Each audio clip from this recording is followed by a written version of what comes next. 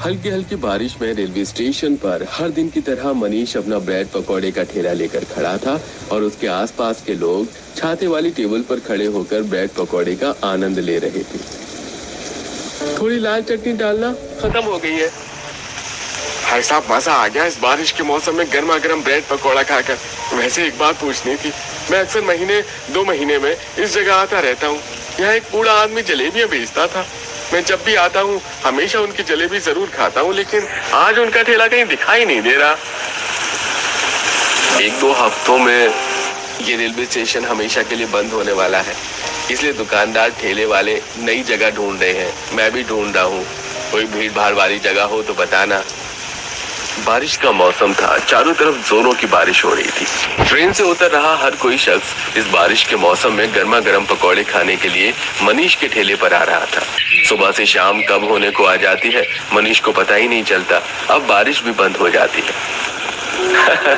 10 minute और फिर 5 बजते ही गाड़ी आ जाएगी। कितना समय हो गया है मिले हुए। मैंने तो उसके पसंद के पनीर के ब्रेड पकौड़े भी बचा रखे हैं। अपने हाथों से खिलाऊंगा। मनीष बेसब्री से 5 बजने का इंतजार कर रहा होता है कि तभी हाथों में सब्जियों की थैली लिए मनीष का बड़ा भाई सूरज मनीष के पास आता है। क्या बात है, आज तो लगभग तेरे ठेले के सारे ब्रेड पकौड़े बिक गए। बारिश की वजह से सेठ ने भी जल्दी छुट्टी दे दी। थोड़ी देर के लिए बारिश रुकी तो सोचा सब्जियां लेता चलो। तू भी साथ ही चल। नहीं भैया, आप जाइए, मैं थोड़ी देर में आता हूँ। अभी थोड़े पकौड़े और बचे हैं, उन्हें बेचकर फिर मैं आ जाऊंगा। अच्छा ठीक है। सूरज वहां से चला जाता है और कुछ ही मिनट में 5 भी बज जाते हैं। 5 बजते ही रेलवे स्टेशन पर ट्रेन आकर रुकती है, जिसके अंदर से लक्षिता नाम की लड़की अपनी दोस्त रिया और तारा के साथ बड़े बड़े बैग्स के साथ उतरती है। आज के बाद मैं तुझ पर कभी ट्रस्ट नहीं करूंगी। तूने कहा था कि ट्रेन के सफर में काफी मजा आता है। पूरे रास्ते तो चाय ले लो, भेलपूरी ले लो सुनते आई हूँ। मैं ठीक से सो भी नहीं पाई। और क्या, यहाँ की सीट कितनी अनकंफर्टेबल है कि पूछो मत। ये तो बैक पेन शुरू हो गया। अरे यार, यही तो टाइम है लाइफ को एंजॉय करने का। फ्लाइट्स में कितनी शांति होती है। वहाँ तो हम ना ज्यादा तेज बात कर सकते हैं ना कोई मस्ती, लेकिन देखो ट्रेन में ऐसा कुछ भी नहीं है। लक्षिता इतना बोल ही रही होती है कि तभी मनीष की नजर लक्षिता पर पड़ती है।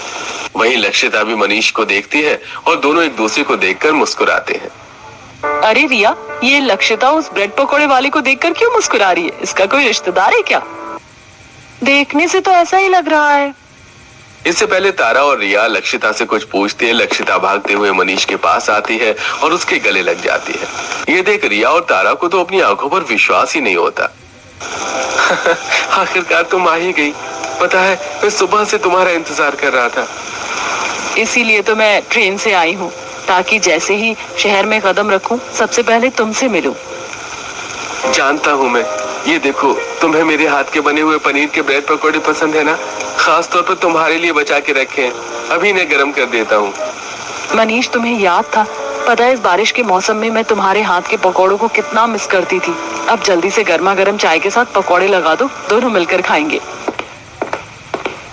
लक्षिता, ये सब क्या है? कहीं ये पकौड़े वाला तेरा बॉयफ्रेंड तो नहीं? अगर मैं गलत नहीं हूँ तो तुम कोचिंग क्लास वाले मनीष हो ना, जो स्कूल टाइम पर हमारे साथ पढ़ता था? हाँ, सही कहा तुमने।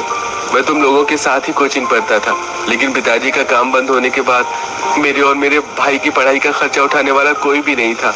माँ भी उस वक्त काफी बीमार थी, तो इसलिए हमने पढ़ाई छोड़कर काम करना शुरू कर लिया। मनीष लक्षिता और उसकी सहेलियों को गर्मा गर्म चाय और ब्रेड पकौड़े खाने के लिए देता है। थोड़ी देर बाद लक्षिता की गाड़ी आ जाती है और अब तीनों सहेलियां गाड़ी में बैठकर घर की ओर जाने लगती हैं। तेरा दिमाग तो नहीं खराब हो गया? तू उस गरीब ब्रेड पकौड़े वाले को कैसे डेट कर सकती है? तुझे याद नहीं कोचिंग में भी सब कैसे उसका मजाक उड़ाते थे, और अब तो वो रेलवे स्टेशन पर पकौड़े बेचता है। तो क्या हुआ यार, मैं तो मनीष को कोचिंग टाइम से ही पसंद करती हूँ, और अगर वो पकौड़े बेचता है तो उसमें क्या दिक्कत है? भीख तो नहीं मांग रहा, मेहनत करके पैसे तो कमाता ही है। ओह गॉड लक्षिता, इस प्यार ने तो तेरी आंखों पर पट्टी बांधी है। अरे ये कोई फिल्म का सीन नहीं है जहाँ कोई अमीर लड़की गरीब लड़के से प्यार करे और जिंदगी भर खुश रहे। ये रियल लाइफ है, समझी तू? लक्षिता को अपनी सहेलियों की किसी भी बात से कोई फर्क नहीं पड़ता और वो घर पहुंचकर आराम करती है। अगले दिन भी अपनी सहेलियों के साथ घूमने का प्लान कैंसिल कर लक्षिता मनीष के साथ घूमने के लिए जाती है। आए दिन लक्षिता और मनीष का यूं मिलना रिया और तारा दोनों को ही पसंद नहीं होता और वो दोनों लक्षिता की पीठ पीछे उसके घर जाती हैं और उसके माता पिता को सारी बात बता देती हैं। तो वहीं दूसरी तरफ लक्षिता और मनीष पार्क में बैठे थे। मनीष 4 बज गए हैं, मौसम भी अब बदल रहा है, लगता है जोरों की बारिश शुरू होने वाली। मेरे ख्याल से अब हमें निकलना चाहिए। ऐसी बारिश में तो भीगने का मजा ही कुछ और है। तुम्हें याद है ना कोचिंग टाइम पर हम किस तरह क्लासेस बंक करके भीगते थे? हाँ, लेकिन उस वक्त हम बच्चे थे और अब बड़े हो गए। चलो मैं चलती हूँ, कल मिलते हैं। लक्षिता अपने घर के लिए निकल जाती है तो वहीं मनीष भी थोड़ी देर में ही अपने घर पहुंच जाता है जहां सब बैठे थे। चाचू आ गए, चाचू आ गए, चाचू मैं चॉकलेट लेकर आए। बेटा चॉकलेट बाद में खाना, पहले मुझे तुम्हारे चाचू से कुछ बात करनी है। तुम बाहर जाओ। देवर जी आप यहाँ आकर बैठो। तो क्यों देवर जी, क्या चक्कर चल रहा है आपका आजकल? ठेला भी नहीं लगा रहे हो, पूरा दिन बाहर रहते हो और जब घर आते हो तो चेहरे पर एक अलग ही मुस्कान होती है। सच सच बताओ, मेरी देवरानी लाने की तैयारी चल रही है ना? अरे भाभी आप भी ना कुछ भी सोचती हैं, ऐसा कुछ भी नहीं है। तेरी भाभी जो सोच रही है सच सोच रही है। शादी से पहले मैं भी तो यही सब करता था। अब बता कौन है वो लड़की? अपने घर वालों के पूछने पर मनीष उन्हें लक्षिता के बारे में बताता है, जिसे सुनकर वो खुश तो होते हैं, लेकिन लक्षिता के इतने अमीर परिवार होने की वजह से उन सबको थोड़ी फिक्र भी सताती है। तुम दोनों एक दूसरे से प्यार करते हो, लेकिन क्या लक्षिता के माँ बाप तुम्हारी शादी के लिए मानेंगे? लक्षिता के माँ बाप काफी अच्छे हैं, वो लक्षिता से बहुत प्यार करते हैं, तो मुझे नहीं लगता कि वो शादी के लिए इनकार करेंगे।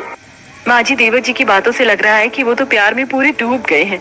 वैसे तो हमारे यहाँ शादियाँ सर्दियों में होती हैं, लेकिन देवर जी को देखकर लग रहा है कि वो तो इस बारिश के मौसम में ही शादी कर लेंगे। जहाँ एक तरफ मनीष के घर में सभी काफी खुश थे, तो वहीं लक्षिता जैसे ही अपने घर पहुँचती है तो लक्षिता के पिता उस पर हाथ उठा देते हैं। आप क्या कर रहे हैं? जवान लड़की पर कोई हाथ उठाता है क्या? अरे ये जो हमारे मुंह पर कालिक पोत रही है उसका क्या? तुझे शर्म नहीं आई एक ठेले वाले के साथ चक्कर चलाते हुए? वो तो अच्छा हुआ कि तारा रिया ने हमें सब कुछ बता दिया। अच्छा हुआ पापा आपको सब पता चल गया, वरना मैं आपको खुद बताने वाली थी। मैं मनीष से बहुत प्यार करती हूँ।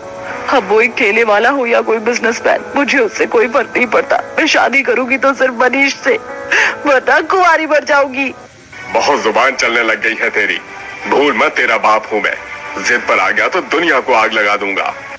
लक्षिता का फोन छीनकर राजीव उसे कमरे में बंद कर देता है। वहीं अगली शाम मनीष हर रोज की तरह रेलवे स्टेशन पर चाय पकौड़े बेचते हुए लक्षिता का इंतजार कर रहा होता है। अरे आज तो 5:30 हो गए और लक्षिता भी अभी तक नहीं आई।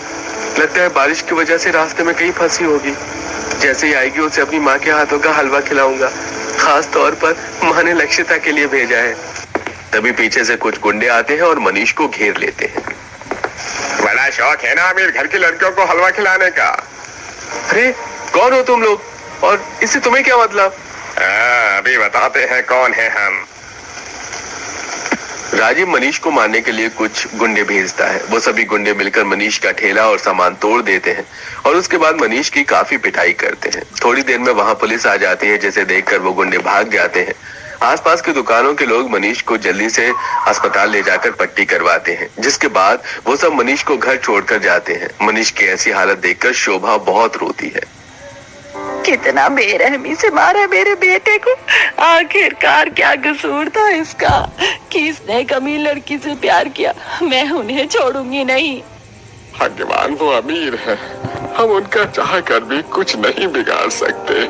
दूसरी तरफ राजीव सारी बात लक्षिता के कमरे में जाकर उसको खुद बताता है, जिसे सुन। क्या मिला एक गरीब की रोजी रोटी छीनकर?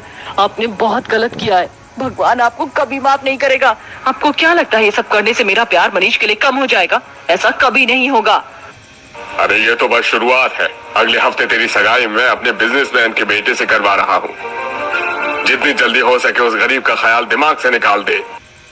लक्षिता मनीष से बहुत प्यार करती थी, इसलिए वो 2 दिन के अंदर ही अपने घर से भाग जाती है और सीधा मनीष के घर आ जाती है। मनीष लक्षिता को देखकर खुद को रोक नहीं पाता और वो दोनों मंदिर में शादी कर लेते हैं, जिसमें मनीष का परिवार भी उनका साथ देता है। और अगले दिन मनीष, हमने शादी तो कर ली, लेकिन मुझे बहुत डर लग रहा है अगर पापा आ गए तो। अगर वो आ भी गए ना तो कुछ नहीं कर सकते। अब हमें कोई कानून या तुम्हारे पापा भी अलग नहीं कर सकते। वहीं दूसरी तरफ राजीव जल्द ही मनीष के घर का पता निकलवाता है और जैसे ही उसे पता पता चलता है वो जेसीबी लेकर मनीष के घर जा पहुंचता है और सारे परिवार वाले घर के बाहर आते हैं। लक्षिता, ये तूने ठीक नहीं किया। क्या हमारे सारे समाज में तूने मेरी इज्जत उछाल दी है। अब देख मैं तेरे ससुराल वालों के साथ क्या करता हूँ। देखते ही देखते राजीव जेसीबी से मनीष का पूरा घर तोड़ देता है। देखा इज्जत उछालने का नतीजा। ये तो बस शुरुआत है, आगे आगे देखते जाओ मैं क्या करता हूँ। इतना कहकर राजीव वहां से चला जाता है। अपने आशियाने को इस तरह रेत की तरह मिट्टी में मिलता देख पूरा परिवार फूट फूट कर रोता है। हे भगवान, ये क्या हो गया? कभी सोचा भी नहीं था कि इस तरह हमसे हमारी छत छिन जाएगी। माँ जी, संभालिए अपने आप को। इस तरह रोने का कोई फायदा नहीं है। जैसे तैसे कर सभी एक दूसरे को संभालते हैं और उस मलबे के अंदर से बचा हुआ सामान निकाल कर वहां से चले जाते हैं। थोड़ी देर में बारिश शुरू हो जाती है। राधिका पेट से थी। राधिका को लेकर बारिश से बचने के लिए पूरा परिवार मंदिर में जाकर बैठ जाता है। मनीष, मुझे माफ कर दो। मैं नहीं जानती थी कि पापा इतनी नीच हरकत करेंगे, वरना मैं यहाँ कभी नहीं आती। अगर तुम यहाँ नहीं आती तो कहाँ जाती? जो हुआ उसे भूल जाओ, मैं हूं ना, सब ठीक कर दूंगा। लेकिन हम जाएंगे कहाँ? मुझे साक्षी बता रही थी कि घर में जो भी पैसे थे वो सब तुम्हारी दवाई में खर्च हो गए। तुम्हारा तो यहाँ कोई रिश्तेदार भी नहीं है क्या? कोई ऐसी जगह नहीं है जहाँ हम सब सुरक्षित रह सके और मेरे पापा हम तक ना पहुँचे? एक जगह है जहाँ तक कोई नहीं पहुँचेगा। चलिए सब मेरे साथ। मनीष अपने पूरे परिवार को उसी रेलवे स्टेशन लेकर जाता है जहाँ वो पकौड़े बेचता था। 2 दिन पहले सरकार ने उस रेलवे स्टेशन को बंद कर दिया था, जिससे वहां लोगों का आना जाना भी बंद हो गया था। रेलवे ट्रैक पर कई सारी ट्रेन खड़ी थी जिन्हें देख यहाँ पर काफी सारी ट्रेन हैं। इस बारिश के मौसम में सिर छुपाने के लिए इससे बेहतर और कोई जगह नहीं है। पूरा परिवार उन ट्रेन के पास जाता है और उसके दरवाजा को खोलने की कोशिश करता है, लेकिन कोई भी दरवाजा नहीं खुलता। मनीष, जरा देख, दरवाजा नहीं खुल रहा है। भैया जी, इस ट्रेन का भी दरवाजा नहीं खुल रहा है। मनीष को सबसे पीछे एक पुराना ट्रेन का डिब्बा दिखता है जिसकी हालत काफी खराब थी, लेकिन उसका दरवाजा खुला हुआ था, जिससे मनीष सभी को लेकर उसके अंदर जाता है। इस ट्रेन की हालत तो काफी ज्यादा खराब है। हम लोग यहाँ कैसे रहेंगे? सारी ट्रेन बंद है, एक यही ट्रेन है जो खुली थी। सभी लोग अपने साथ लाया हुआ सामान अब सब एक तरफ रख देते हैं और सबसे पहले ट्रेन के अंदर से सफाई करने लगते हैं। लक्षिता ने आज से पहले घर का कोई काम नहीं किया था, जिससे उसे मामूली झाड़ू लगाने में भी दिक्कत आती है। लक्षिता, कोई बात नहीं, तुम बैठ जाओ, मैं झाड़ू लगा देती हूँ। भाभी, मुझे माफ कर दीजिए। ऐसी हालत में आपको मेरी वजह से क्या कुछ नहीं सहना पड़ रहा है। आप सब लोग बेघर हो गए, मुझे माफ कर दीजिए। लक्षिता, इसमें तुम्हारा कोई कसूर नहीं। प्यार का तो हर कोई दुश्मन है। तुम्हें पता है, मेरी और सूरज की शादी से मेरे परिवार वाले भी खिलाफ थे, लेकिन धीरे धीरे उन्होंने हमें अपना लिया। राधिका बिल्कुल ठीक कह रही है। लक्षिता, अब तुम इस परिवार की सदस्य हो। जो भी परेशानी आएगी उसका हम मिलकर सामना करेंगे, तुम बुरा मत मानो। अपने गरीब ससुराल वालों की बात सुनकर लक्षिता का दिल थोड़ा हल्का होता है। साफ सफाई के बाद अब शोभा ट्रेन के अंदर ही ईंट से एक चूल्हा बना लेती है, तो वहीं राधिका साक्षी मिलकर अपने साथ लाए बचे कुचे दाल चावल से सबके लिए खिचड़ी बना लेती है।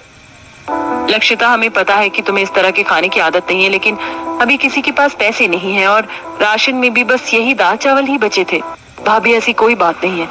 रोज रोज फैंसी खाना खाकर मैं भी थक गई थी। कभी कभी इस तरह का हल्का खाना भी खा लेना चाहिए।